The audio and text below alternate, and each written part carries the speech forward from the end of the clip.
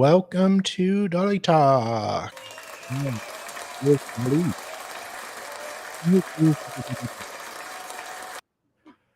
All right. I hope you all have had a good weekend. Hello, Christine. Hope you're doing well. Hello, Nicola.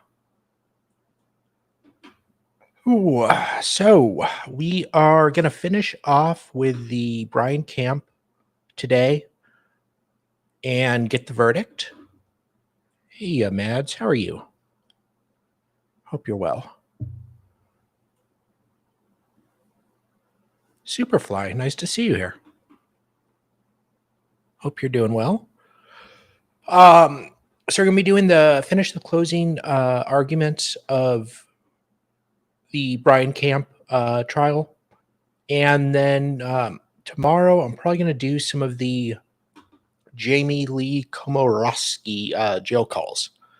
She was a naughty makes in South Carolina who got into had a DUI and unalived a woman. But her jail calls, that's not the fun part. Her jail calls are between her dad and her are just horrible. Like, she takes absolutely no responsibility. So I'll probably start that tomorrow. All right. So let's what was I going to do? Whoops, sorry guys. Don't have the right tab. There we go. Go ahead and start the so we did the defense part of the opening. And wait, what? I'm sorry, guys. I am really sorry. Okay. I messed up. I had it all set up and messed up. I apologize. So while okay, you know what we're going to do? We're going to backtrack. Normally it's much better run. I've been off for 4 days. Give me a break. We're going to start with the 911 call recording.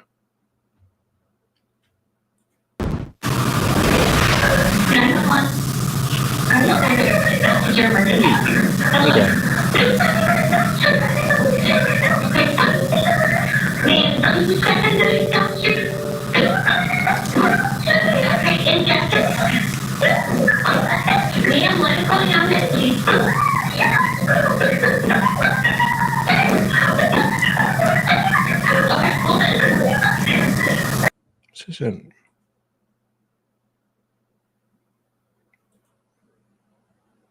Yeah, that's right.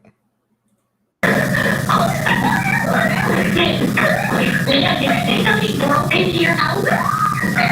Okay, where are you right now? Let me know if this becomes an issue.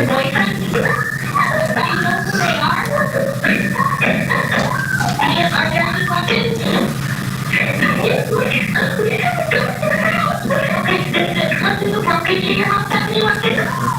Okay, do you know who they are?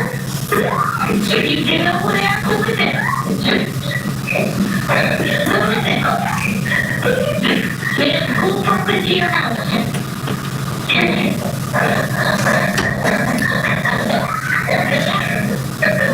No, it's not sped up. And where are they located right now? Okay, they're upstairs in your house. Are you down there? Okay. I need a second, ma'am, I need you to take a deep breath so I can get this information of you, okay? You're already on their way out, you. Just hard to hear her.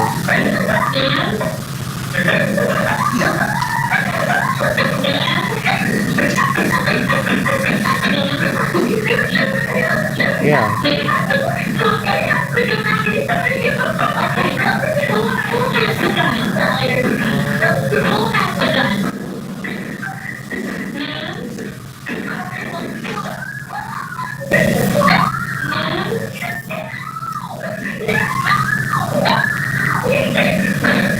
Screaming, really.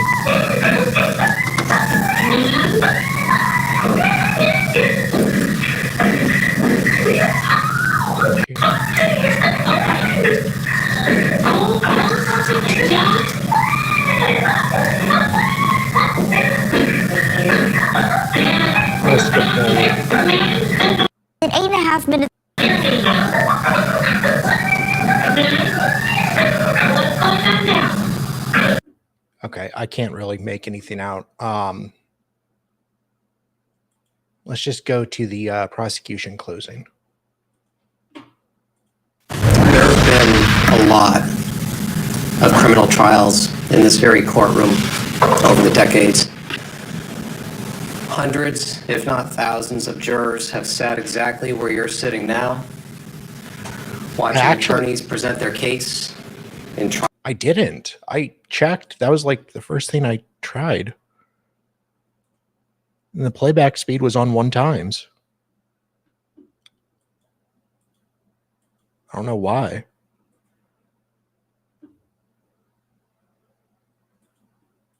Trials presided over by different judges. And a lot has changed since this courthouse opened. But there's one thing that's remained constant. There's one common thread that has woven its way through every case tried in this courtroom. And that's the law. The law is what guides juries like yourself to reach just and true verdicts. We don't fill the jury box with citizens, let you hear all the evidence, and then just ask, okay, folks, what do you think? No? We don't decide cases by opinion polls or online surveys. Juries determine what the facts of the case are. Then they apply the law as it's been fashioned and honed over time, and as the judge will instruct you, applies to this case. It's the oath that you've taken in this case to apply the law to the facts of this case, even if there are aspects of the law that you may not personally agree with. That is the only way we have consistency and fairness in our system of justice. This is how we settle disputes in this country. It's how we settle disputes in the Commonwealth of Massachusetts and right here in Hampshire County. God, this guy's obnoxious. In our system of law, we do not permit or condone vigilante justice. And in our system of law, 2 wrongs do not make a right. Now, I said to you in my opening statement last Monday that I wasn't even going to try to sugarcoat the conduct of Jonathan Latender in the early morning hours of December 27th, 2022. And I hope you find that I haven't. He was absolutely in the wrong when he drove up to Chesterfield that night. Oh yeah, I parked did. his car I need to on look the into street, more. Look into that more. went into that house uninvited, unannounced. He was breaking the law. He was committing a felony. He deserved to be arrested. He deserved to be charged. He deserved to be tried in this very courtroom. He deserved to be convicted. And he probably deserved a long stay in state prison. But Brian Camp short-circuited and bypassed all of that. When he pointed his Sig Sauer P365 loaded with hollow-tipped bullets, pointed it at Jonathan Latender's head, and pulled the trigger, he delivered his own verdict and he imposed his own sentence. And that was unjustified, it was unnecessary, and it constituted manslaughter. That's why Brian Camp is here today. Hey, That's why we're all here today. And that's why Jonathan Latender is not here today. Now, we'll circle back to the law in a couple of minutes. Oh, God, and circle ultimately, back. the judge will give you what the law is in this case. And everything he says supersedes anything Attorney Kokonowski or I will tell you about the law today. But before you can apply the law to the facts, the jury decides what the facts in this case actually are. Now, there are some facts in this case that aren't very heavily disputed. In fact, thanks to the 911 call that Brooke Janet placed, we have a uniquely precise timeline of the events that unfolded that night. We know from the dispatcher that the 911 call is answered at 12:37 and 24 seconds. Not often you get that type of precision in a case, but we have it in this case, fortunately. And we know that 7 minutes and 43 seconds later, at 12:45 and 07 seconds, Brian Camp fires the first shot. You can actually hear it on the 911. Now, if this case ended right here, Brian Camp wouldn't be on trial. As I said in my opening statement, that first shot that he put into the side of Jonathan Latender was lawful. That was justified. That was self-defense. It's what happens in the next 8 minutes and 37 seconds that really matters. Now, the defendant admitted on cross-examination that after he had shot Latender in the torso, causing Jonathan to fall to the ground, moaning and squirming, he felt as though he had neutralized the threat. I asked him, now, did you feel at that point that you had neutralized the threat? He paused, he looked at me, and he said yes. And he had neutralized the threat. The hollow-tipped bullet that he fired into Latender's side fractured a rib, pierced his stomach, his colon, his liver, and lodged itself in the other side of his abdomen. The medical examiner testified that in addition to the bleeding, the pain would have been immense and immobilizing. And the medical examiner testified that it was highly, highly unlikely that Jonathan Latender would have ever had the strength, the power, or the pain tolerance to regain his footing. The fact that his threat had been neutralized was also proven by what the defendant chose to do at that point. He felt that the threat had been neutralized to the degree where he left the kitchen, leaving the shotgun barrel that Mr. Latender had apparently used against Mr. Camp right there within arm's reach. If you still think somebody's a threat, that they're capable of moving enough to come at you again, you don't leave that right next to them. All right, prosecutor in the Commonwealth there trying to get Camp sent to state prison. Officer died. The manslaughter trial for Brian Camp. He's accused of shooting and killing his girlfriend's ex-boyfriend, John. With a loaded revolver on the countertop. Right. You don't do that if you fear that somebody's going to get up off the ground and come at you again. He exits the house to check on Brooke, leaving Latender in the kitchen, out of sight. He goes upstairs, he gets some clothes on, and then he's calmed down enough and gathered himself enough that he reaches for his cell phone. Jonathan's still in the kitchen, still moaning, still neutralized. Mr. Camp pulls out his cell phone. He calls his boss. They talk for 2.5 minutes. His boss then texts him some advice. Make sure you take some pictures for evidence. Mr. Camp reads that. He decides, that's a good idea. I'm going to start taking pictures. And he proceeds through the house, starting first with Mr. Latender's body on the ground, and then taking more pictures throughout the house. Now, we know from the timeline of events that it's during this 8 minutes and 37 seconds Mr. Camp calls his boss at 12:46. He snaps that first picture of Jonathan Latender at 12:52 and 58 seconds.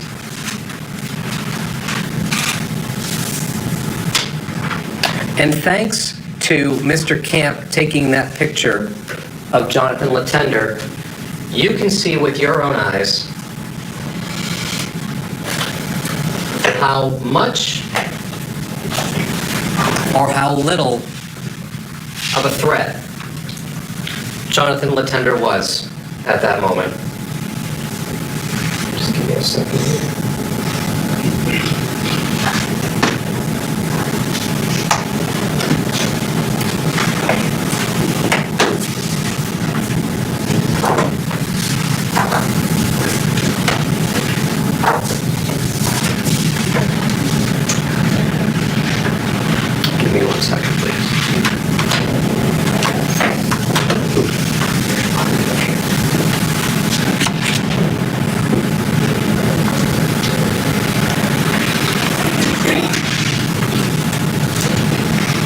This picture is taken over 7 minutes after Mr. Latender had been shot in the torso.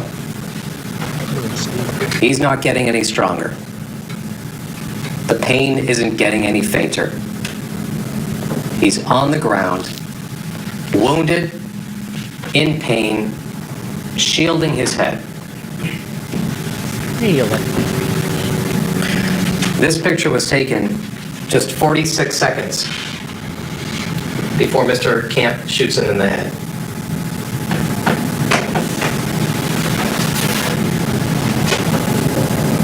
"46 seconds between Exhibit 68 on the left and Exhibit 5 on the right.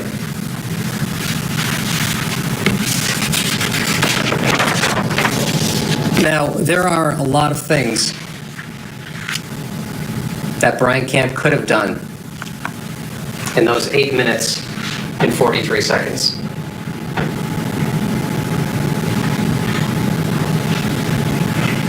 Yeah, there's always something you could have done. Could have got a coffee. Could have made dinner. Those 8 minutes and 43 seconds were full of decision points for Mr. Camp. None of it means you can predict the future. He could have stood guard over Mr. Latender. He could have put his foot on his neck. He could have kicked him in the head. He could have gotten his girls out of the house. He could have gathered up all the weapons in the kitchen within reach of Mr. Latender. He had so many options available to him other than using deadly force. So many alternatives to putting a second bullet into Jonathan Latender. But those aren't the choices that he made. Now, I'd like to talk about that second shot because there were about, by my count, 25 to 30 minutes of my brother's closing argument where Nibbles? Wait, what did he say? the first shot where of my brother's closing argument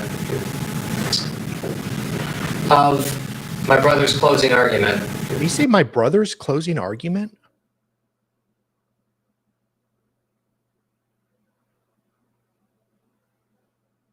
That was weird.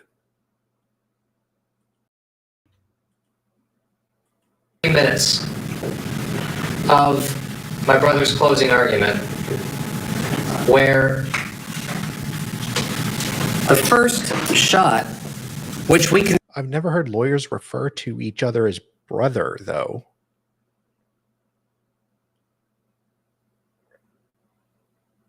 That's weird, isn't it? Okay. Some places they call the opposing counsel brother and sister. Okay. I've never heard that, but I'll take your word for it. That's just maybe the frat brothers. I don't know. That's just odd to me.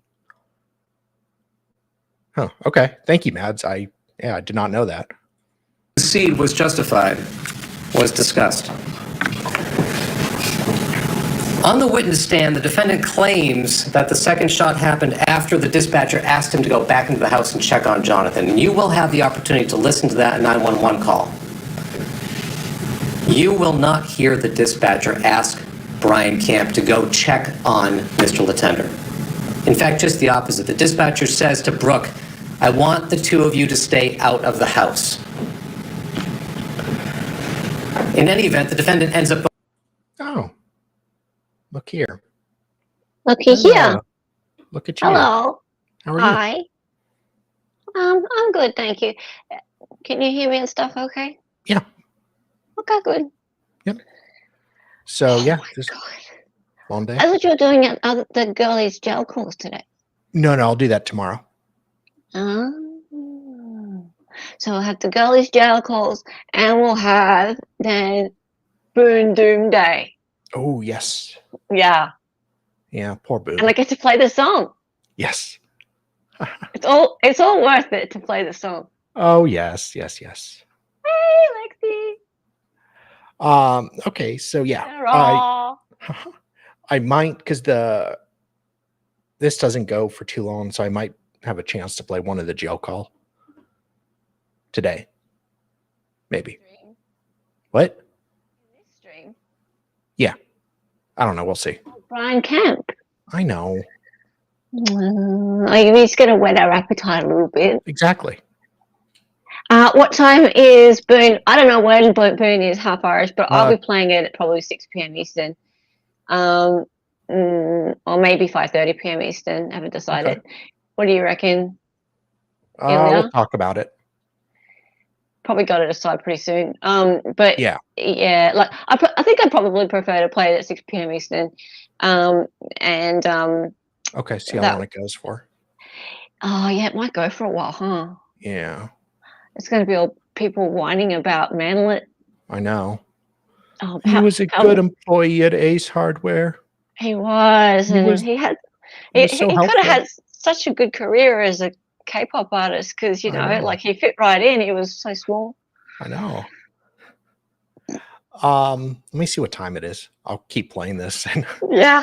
It's a typical prosecutor going on about, he could have baked a pie instead of shooting him. He could have got a cup of coffee. He could have gone to Disney World, but no. Yeah.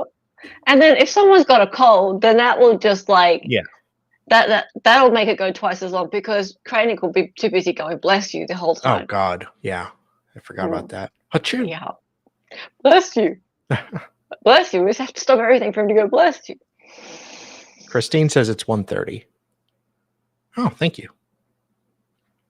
Thank you, Christine. Going back inside the house. And we know from the 911 call that it's 8 minutes and 37 seconds after Mr. Latender had been shot in the torso. The defendant then shoots him in the head, killing him instantly. And this is where the defendant's interview with the state police becomes so important.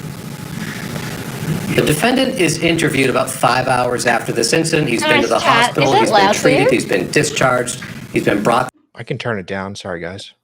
Is it loud for chat or is it just me?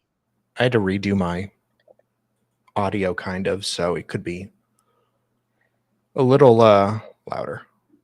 Let me know. Back to the barracks voluntarily. Now, admittedly, he has been through a traumatic experience, but on that video, he appears calm, collected, coherent, even cracking a little joke here and there. The police ask him multiple times about how many times he shot Jonathan Latender and whether there was any gap in between the two. He displays no confusion, no misunderstanding about what happened. He denies shooting him a second time after a passage of minutes. He is crystal clear. All right, state prosecutor trying to convince this jury that they should send, that Brian Camp should go to prison for shooting Jonathan Latender. Latender, of course, shows up at his ex's house. Yes, he did. He wants her back. He has a knife with him. He has a set of handcuffs with him. And he gets into the house and he fights with Brian. God, he doesn't have a single hair out of place. How long do you think it takes him to do his hair? He doesn't do his hair. Okay. Someone just puts a helmet on him like that. Okay, so come on, guys. This person's not really he's AI. Oh yeah, I could be. I came around the corner.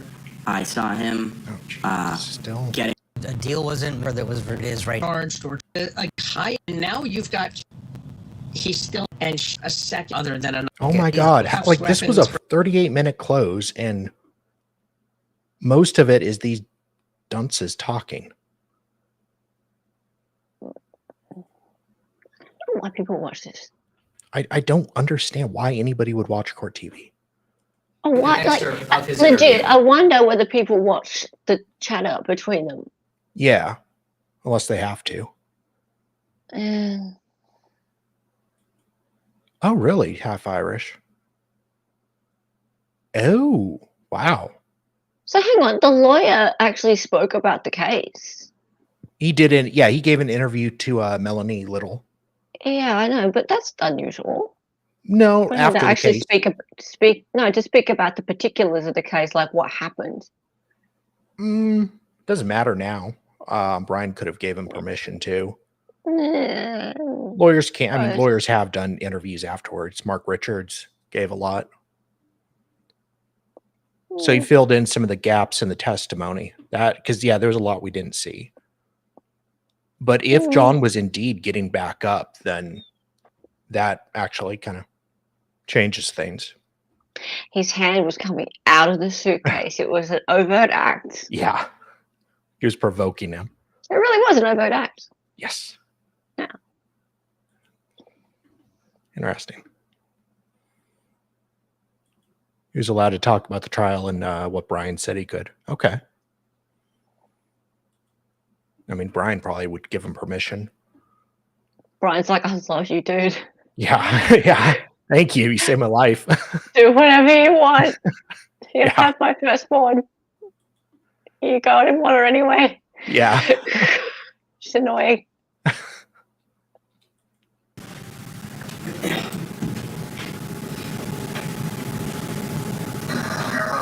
One's outside. Did she get the kids? Or are they still in the house? No, they were still in the house. And then she ran outside and checked on her. What did you remember what she said to her? No, she was just talking to somebody on like the dispatch. I don't really remember. I don't remember what or I don't remember what I said. And then you went back into the house. Yeah, I guess. Okay. Was there any more shots fired when you went back into the house? No. Did you check on the individual? No, I left them there. Okay. And then get dressed? And then went back outside, and then momentarily somebody pulled in. Okay. Went in the house, got some clothes, came out, police on scene. No second shot. No story about Mr. Latender getting up off the floor. And this isn't some just little cherry-picked segment that I picked out where the only time he's asked about it. Here's another one.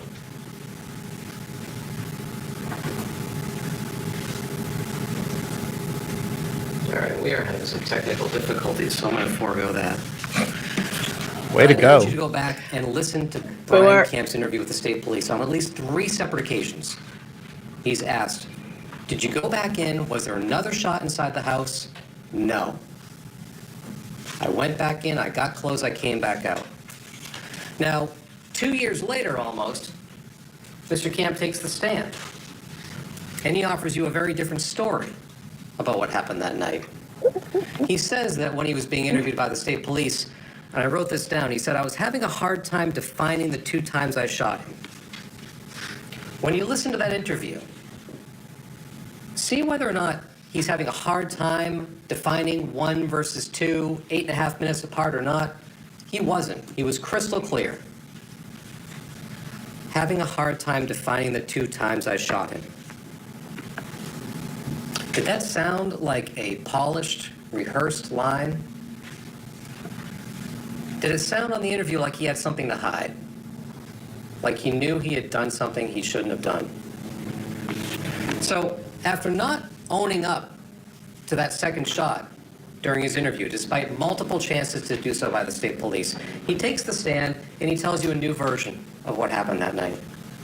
After supposedly re-entering the house at the request of the dispatcher, which didn't happen, he claims he goes straight ahead, past the stairs, into the dining area, turns and looks, and sees Jonathan Latender pushing himself up off of the floor. Now, given the massive injuries to Jonathan's abdomen, as testified to by the medical examiner, that is implausible. According to Mr. Camp himself, he was at most squirming on the ground. But even if Jonathan Latender was starting to push or trying to push himself up off of the floor, what Mr. Camp claims he did next defies reality. Defies reality? I said, how far away were you? And I kept backing up, backing up, backing up. Oh, he's backing up! 15 He's actually backing up! He claims Wish he was I had, in like, the a dining dump area, truck noise. looking at Mr. Latender straight ahead. Okay, now I would 15 laugh away. if he fell over backwards And then, on something. with his That would have been non-dominant so hand, good. his left hand, he takes his Aw. 6 Don't out, flag the judge again, please. hardly Damn. even aims it, and with his left hand from 15 feet Sir. away just happens to hit Jonathan Latender in the top of the head. Bullseye with his non-dominant hand. You It's can so look at that good. testimony and just say on its face it defies reality. Backing up, backing up. Woo! And I would urge you to. But there is a critical piece of evidence in this case that disproves that account.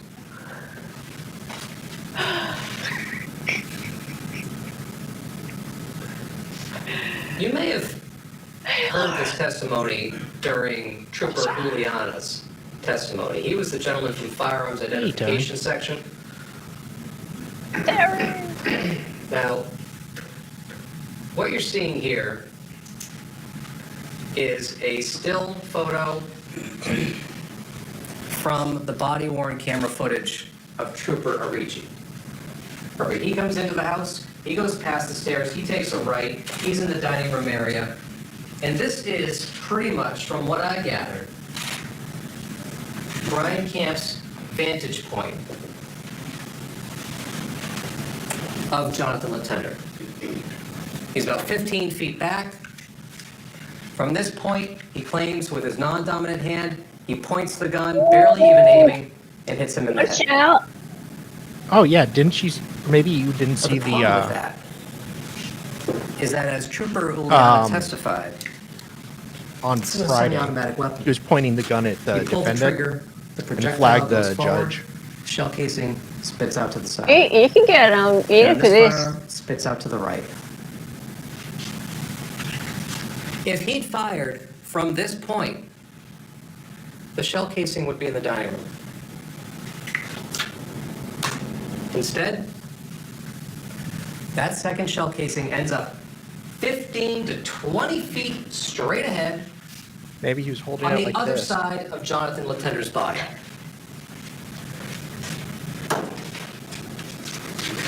I can't even do it. Yeah. This little piece of evidence right here didn't get a whole lot of attention during trial. Like That me in high proves to school. you that Brian Camp's story that he fed you from the witness stand was not true, because that shell casing asshole. cannot end up there. It does not end up Unless somebody kicked it by there in accident. the red circle. It does not end up there if he'd shot him from 15 to 20 feet away. It does end up there if he's standing roughly where this photo is taken from and it falls out to the right. It does end up there if he shoots Jonathan Latender from roughly the same vantage point that Trooper Brunton is in this still. Close range from above. See, the problem with this dude is he Now, doesn't you even know really that that's the know shell where casing people were. From the second shot. Yeah. Like his language is Well, all like, thanks to Mr. well, Camp, from what I can tell, he was the photo standing taken there, and this 43 should have been his seconds before he vantage shot him in point. the head. But he's not Shell very casing convincing isn't because there. he's like he's using that kind of language. Yeah. If he said this was his Brian vantage Camp point, may have and taken he an was oath standing over to here, tell the truth, that the would be whole more truth, and convincing. nothing but the Yeah. truth from that witness stand, but that doesn't mean that he did. He had to come up with a reason why he shot Jonathan Latender in the head. He was asked for that reason by the state police. He didn't own it. you're not owning this, sir. And No. he didn't own it on the stand during trial. No, you're not owning your He closing didn't argument. say, geez, the guy was coming at me again. No, 15 feet away with the magic shell casing. Magic shell casing. Really? Are you Was this for real? Is this like the magic bullet? It's shell casing my ass. It's There a are other conspiracy. All right, man, let's bring back in criminal defense attorney Michael Gottlieb. He's in Fort Lauderdale. It feels like Brian I have Camp- no idea. They broke it up and they just played it on Court TV. Nobody else streamed it like Long Crime. So I think Court TV could then just not have to worry about playing the whole feed. Was But- someone else? Was there some other trial on or some shit? Was there another trial on? Yeah. Mm, When was this? A week ago? 2 weeks ago? yeah, a week ago. Like, and when I say some other trial, usually there has to be, for them to not be able to stream the entire thing, there would have to be like at least 2 other big trials, Yeah. like taking up their daytime streaming. Yeah. At least 2 other. But like, they were- 'cause they've they were got there. enough resources. Pardon? They were there in the courtroom recording. No, whole no. thing. I mean, they would have the footage. Oh, yeah. They'd have the footage of the rest of it. They've just decided not to let. Yeah. Not There's so much no not to let it out. no- They haven't had time to put it out. I mean, Or they it's a political could, thing. maybe. But yeah, it is odd. Yeah, Taryn, very was shady. being prosecuted for back of his Maybe mind. He's like YSL. deliberating, just getting for manslaughter. Or demonstrating for the truth. For manslaughter. I mean, he could have easily been dead at this camp. Now he's on trial. Let's go back into the courtroom for more of the Commonwealth's Well, I get my closing one argument. strand of hair back in place. Would notice in the interview he gave to the police that differ from So his the testimony. opening statements were streamed, right? Same format as this. Maybe the numbers weren't good enough. Maybe. But they can, unless they want, like, get on court TV. Mm, They could have just uploaded. Yeah, they could have just uploaded the trial. mm. It was like the open, close, and the defendant testifying. That was it. Yeah, Schniggles. Comes off that they want to just release it and do their own commentary and make it sound the way they want Yeah. to make it sound. Yeah. When you watch his interview, pay close attention to when he's reenacting or demonstrating for the troopers how he shot Mr. Latender the first time in the kitchen. Yeah, I just got the gun. Boom. Raises his right hand. For some reason, by the time he testifies, he decides, no, that doesn't sound right. I need to go with my left, non-dominant hand. So all of a sudden, Jonathan Latender's coming at him. He's got the gun in his left hand and shoots. Well, that's a problem too, because the bullet enters Jonathan's left side and goes across his body. So that cannot be how it happened. Magic bullet takes a right, flies this way, takes a left, enters Jonathan's left torso and tears through his abdomen.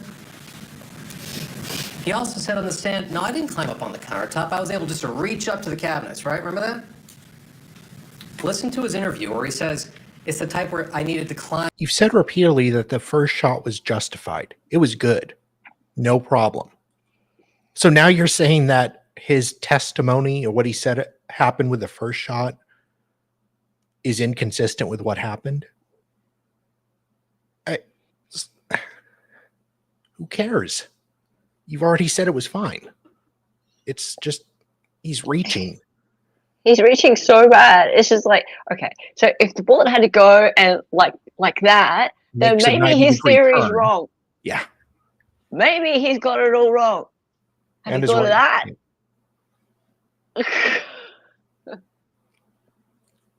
Who cares at this point about the first one? The issue is, was the second shot Yeah. justified? Yeah. According to That's your entire argument.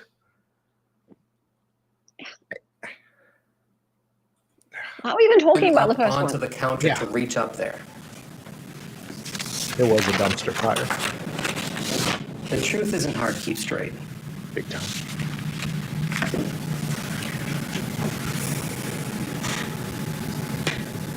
This is a tough case for you guys. No, No, it's not. no, not really. Very simple. Just Nobody, acquit him. none of you should Shouldn't like have for got 1 shot. second what Jonathan Latender did that night. And for all I know, there may still be some of you who feel like, you know what? I'm not going to shed a tear for that guy. Do something like that, bad things happen. So please don't do jury nullification. Please don't just decide against me because it's a dumb shit argument. Please. He basically is pleading for them here not to nullify. I know, but like, But again, let's see what he begs for. Yeah. Let's see him begging. that's where the law comes in. That's why we didn't, after selecting you for this jury a week ago today, just tell you about the case and then say, okay, folks, what do you think? How do you feel? What's your own personal opinion on what should happen here? That is a haphazard roulette wheel style of justice. When the judge instructs you on the law, on self-defense, and what it means to use proper self-defense, keep listening for that word proper. By my count, you're going to hear it at least 12 times. You're going to hear the word proportional. You're going to hear the word reasonable. And the judge is going to instruct you that the Commonwealth can prove any one of 4 different ways that Mr. Camp's use of deadly force was not proper that night. That's true. Attorney Kokonowski may have misspoken when he said we have to prove it all 4 ways. Any one 4 way will suffice. Yeah, and that's like what Bronca says. There's 5 standards, sometimes 4. Reasonableness. 5 or 6, actually. Yeah, it depends on the jurisdiction too. Mm. And I don't remember them offhand. If I carried a pew pew, I probably would. But he is right here, and you only need to be wrong on one of those number of ways of use of force. But shooting a guy in your house is pretty open and shut unless it's like really extreme. Just to mention 2 of those, the judge will instruct you that if the defendant did not use or attempt to use all proper and reasonable means under the circumstances to avoid physical combat before resorting to deadly force. And you've heard in this case. All right, prosecutor, trying to urge this jury to ignore their feelings. It's not what's right, it's what the law will allow us to do. Please don't do that. We can still get him. We can get this guy. That's the prosecutor's theme to this jury, and Get this guess what? guy. It works sometimes. Michael Gottlieb's watching along with us. It's always bad when a prosecutor is telling you, ignore what you think is right. Okay, and that's it. But concentrate on what you're supposed to do under the law. What the fuck are you doing? Feel right What now are they with this talking close. about? What's with the voice? Yeah, so early on, he used the term vigilante justice. And that paints a picture of somebody sort of on the manhunt, looking to right a wrong. And that's not the case here. To me, that was a mistake as well. And I think he's doing a great job. He's a very polished But prosecutor. this guy does have some helium. But that's not what this was. This was a guy in bed with his loved one. He's sleeping naked when he's woken in the middle of the night. There's a for prosecutors are that quick. It should be a not guilty verdict. Yeah. I guess that was it. Sorry. What was what? What are you talking about? Why do you keep saying that's it? Opening. Or, sorry, the closing by the prosecutor. That's it. Right. So innocence, imminence, proportionality, avoidance, and reasonableness, as per our friend Mr. Andrew Bronca, Esquire. Yes. If you want a book, go to lawofselfdefense.com and you get a free book. All you have to do is pay for the shipping. I got that from being on his channel. And that's it. Yes. Okay, well, I guess verdict. Wait. So that was a rebuttal, was it? No, there was no rebuttal. Hang on. When was the defense closing? I did it on Friday. So he went first. Yeah. What? Yeah, they do crazy that bizarre in. world is this? They do that in Massachusetts, and a few states. Massachusetts is nuts. Well, yes. And they have meals of food there. Yeah. It's. I don't like Massachusetts. I don't either, or Kentucky. So. I think we have a member from Massachusetts. I'm sorry, whoever that is. I'm sure you're okay. But yeah, how can you forget the naked bit? I know, that's the best bit. That's the best bit.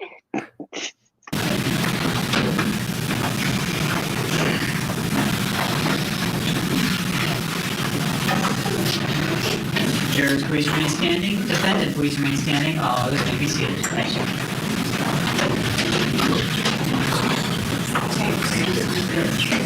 Pardon, may I inquire? You may inquire. Thank you.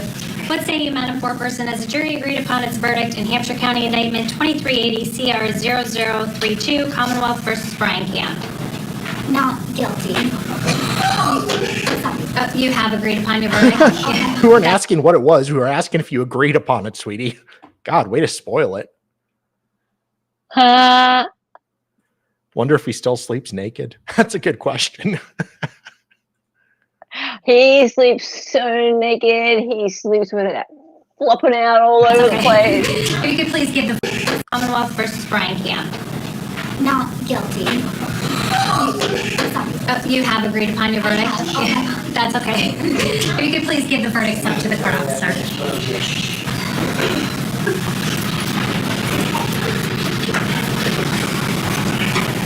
Oh, look at him. Oh, cute.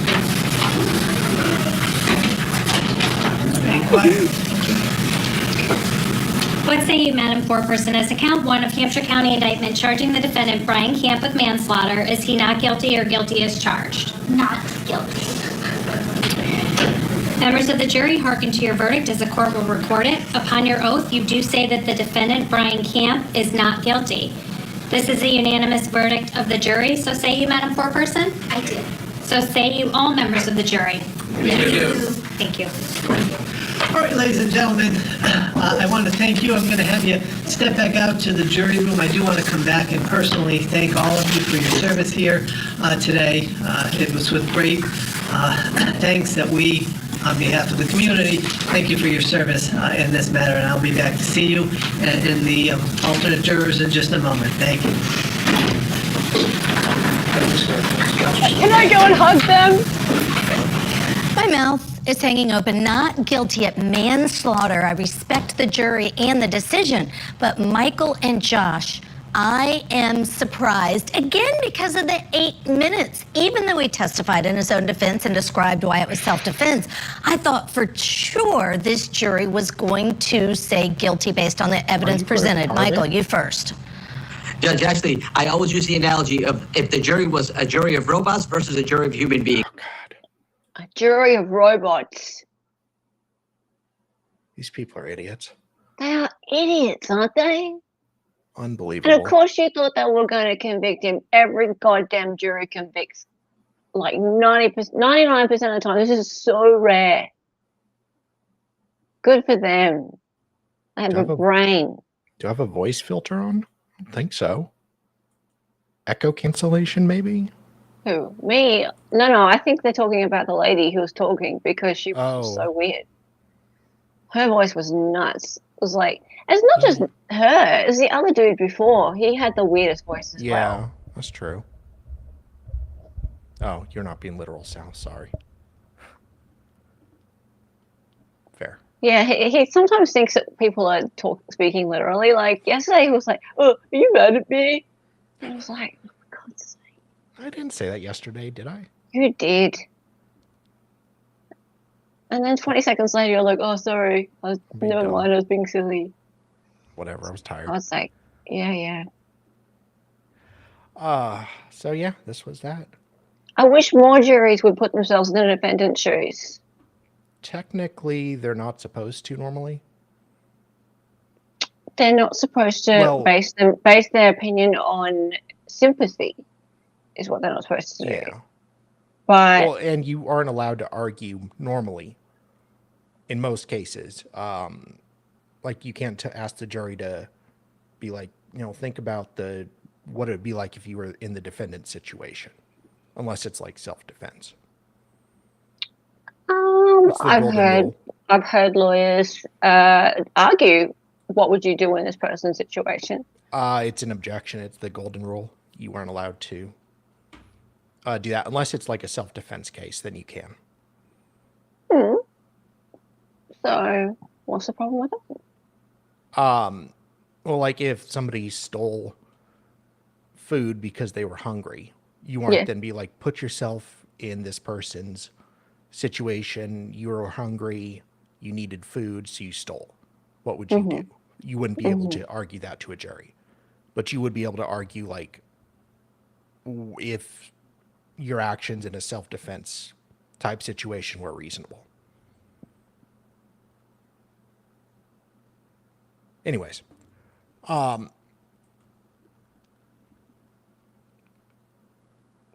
yes, people also normally steal TVs when they're hungry. So, have we figured out tomorrow? I'll probably go at 5:30 Eastern. Okay. Just to be sure, just in case it goes for a long time, because I'm not sure.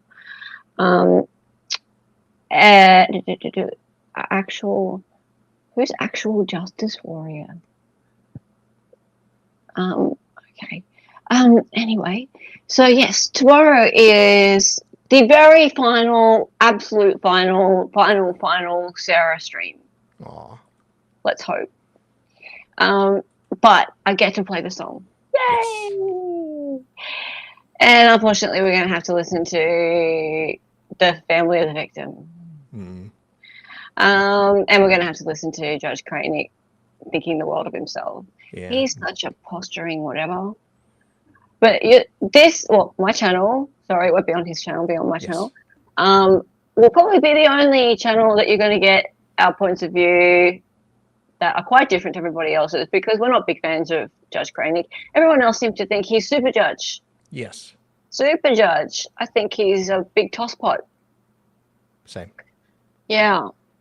And I come from this point of view because I personally don't like this whole judges becoming famous because of the trials that they judge, and having this sort of profile building trial moment. I don't really like it, and I feel like their job is to remain impartial and to be the adjudicator. Yeah. It's not to be this person who's up in lights. I'm not that big of a fan of these judges who set up their bench kind of like a little studio, and they YouTube ones stream all day, and that's their job is kind of to have a YouTube channel as well as to be a judge. And I feel like Cranick is kind of riding high right now, kind of a little bit like Judge Newman when he finished the Alex Murdoch trial. There were T-shirts and things that was like bring the jury and all that kind of stuff. And yeah, it doesn't really sit right with me. No. So anyway, he was better than Bev or Gould. Look, it doesn't take much to be better than Bev or Gould. So if that's going to be the bar, then yeah, yeah, it's like soccer. The best judge is the one you don't know. Yes, Mads.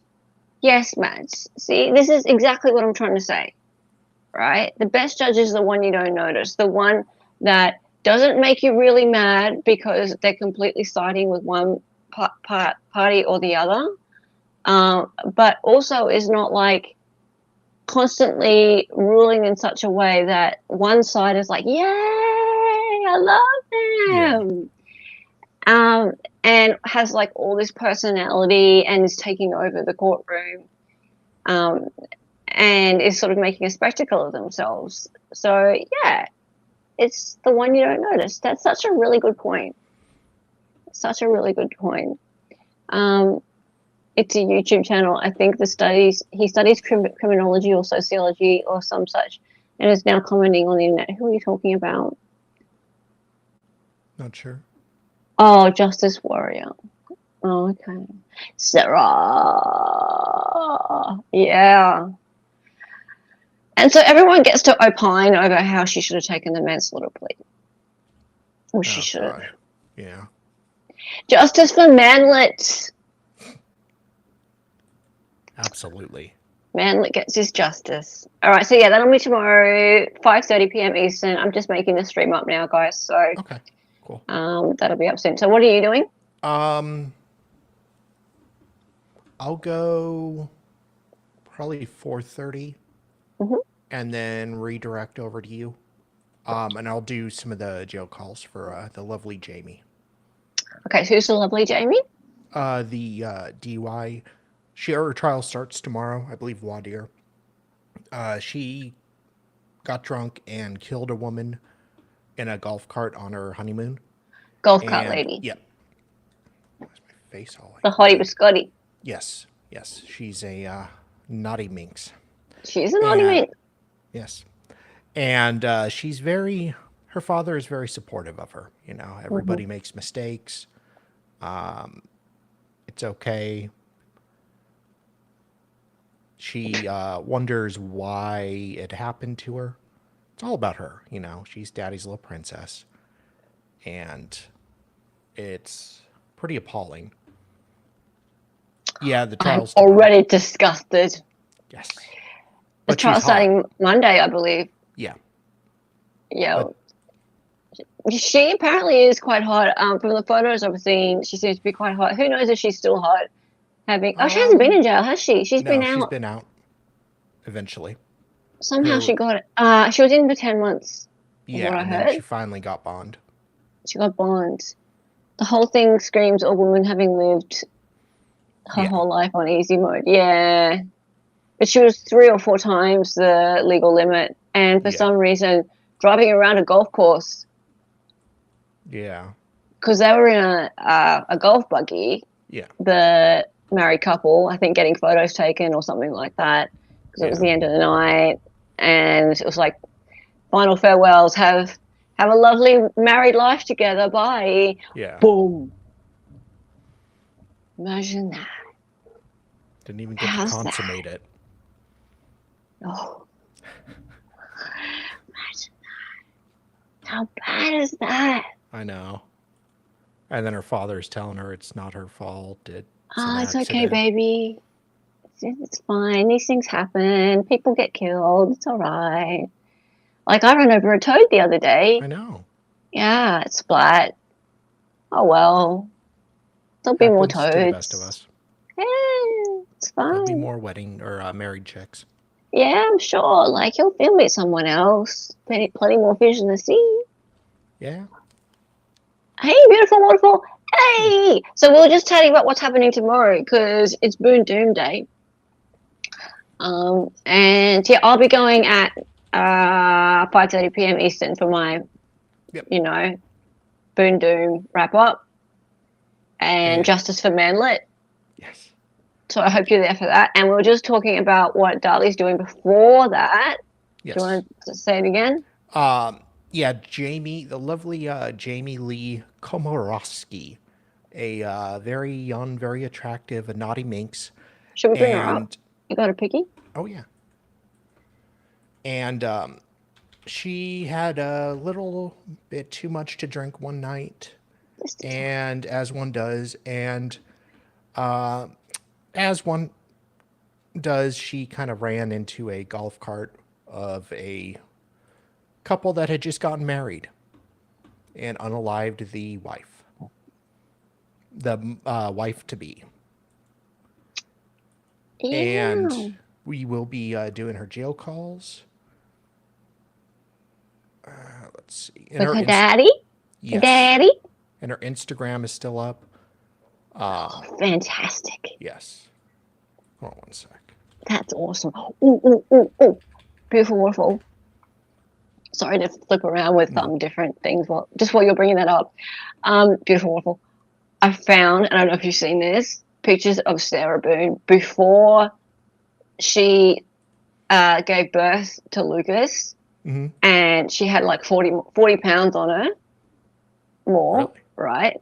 And she actually looked like happy, like her and Brian were together. This is at Christmas time. They were like happy, look good, like not alcoholic or anything like that. And I've got like all the comments on Facebook from all the wine mums on there. And they're all like, man, I actually feel sorry for her now. She probably had postpartum. Really? Yeah. Boone? Yeah. I'll show it tomorrow. Okay, wasn't Lucas like 11? So yeah, so this was in 2009. No, at the time he was 12. Okay, sorry. At the time he was 12. So this was 2009. So it was a year before he was born or conceived. Yeah. Okay. Yes, E-Man did come on. We had a really great stream with him, man. Yeah, it was great fun. In fact, we should invite him back on. We should. He's fun. So yeah, this is our lovely minx. Oh, okay. And she's a bit of a minx. Yeah. And some people have been giving her shit in the comments about like being a felon and going to jail. Well, that happens. It was on. It was like a month ago, I think, when he came on. Hey man, yeah, just do a search on my channel. You can I put his name in the title. Yeah, we had a good stream. Yeah. So yeah, she's got some jail calls and I think some video calls or in-person calls that were recorded that have been released, so we can have fun playing those. Can we see some more pictures? Sure. Hold on. Just while I find this link.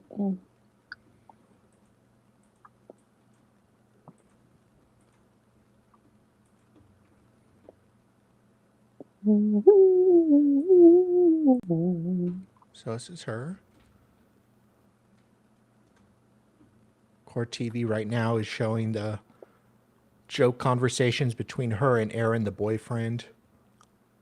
I'm watching the recorded jailhouse phone calls on Court TV right now. This girl is going to prison. She doesn't give a crap about the fact that she killed someone. Oh, I can't wait. Her father and her mother and her whole family are just as self-centered as they made her. Oh, fun. Poor dog. He shouldn't be allowed in your life. Aw.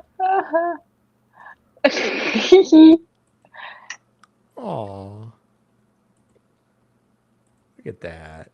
Oh, I found it. Did you? Yeah. I'll put it in chat now. Okay, hang on. Amen on my channel. Oh, Half Irish is on it. She got there ahead of me. Super mod. Hey, super mod to the rescue. E-Man stream. Nice. Yeah, he was super fun. Okay, I'll ask you. I'll see if he wants to come on tomorrow. Where is he anyway? I don't know. Where is he? It's a good question. Where is he? Sweet. Yeah. Okay. Because he is a huge boonie. Right? Like, he has been such a Boone supporter from the start. He's like, Sarah got a raw deal. Mavka too. Like, Mavka actually is far more of a Boone supporter than Dahlia or Ilya, or I. Yeah. So I actually came round to the decision that she probably is a bit of a murderer. Probably. Sad to say. Yeah, but I needed to see all the evidence, and I'm pleased that she got that trial, so all that evidence came out, because I don't think that the state would have bothered to get all that evidence out if they weren't pushed. So very true. A fair trial was had, I believe. As fair of a trial as could have been had in 4 weeks of preparation. But yeah, I was convinced in the end that she's a bit of a murderer. Yes. But there's a few people in my chat, because I was running the streams, who were pretty sold on her being innocent. And good for them. Yes. Everyone is entitled to their opinion. I love it. Absolutely. I love it. Hey, Bob. So yeah, definitely a murderer. Who's that? Up Irish? Yeah. But Team Boone all the way anyway. Absolutely. I like her better than Kranick. I prefer to spend the afternoon with her than Kranick. She's more interesting. True. And definitely more interesting than, what's his name? Cacciatore. Oh, yeah. Ugh, Oh, God, he's a pain in the ass. I know. Ugh.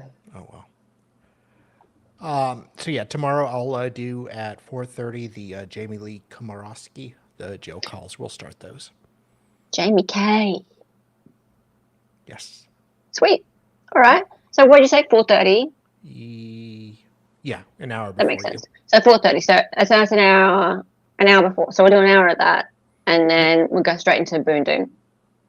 Yep. Boon and Doom. It used to be Boon and Swoon. I know. Now it's Boon and Doom. Poor Boone. Oh, well. All right. I'll see if England's free. All right. Thanks for being here, guys, and I will see you tomorrow. Yay! Alrighty. Bye.